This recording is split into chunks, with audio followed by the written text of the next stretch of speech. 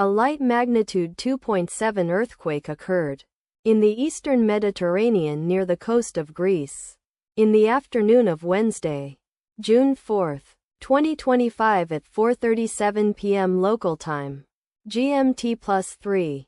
The quake had a very shallow depth of 5 kilometers, 3.1 miles, and was not felt, or at least not reported so.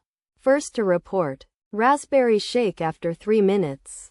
The earthquake occurred 1 day 2 hours after a magnitude 5.3 earthquake had hit on Tuesday, June 3, 2025, at 1:26 p.m. local time. Europe, Athens GMT+2. In 26 kilometers, 16 miles, distance to the west. Data source from Volcano Discovery. Did you feel it? Let us pray. May the earthquake that occurred not affect our brothers and sisters there. May the earthquake not happen again.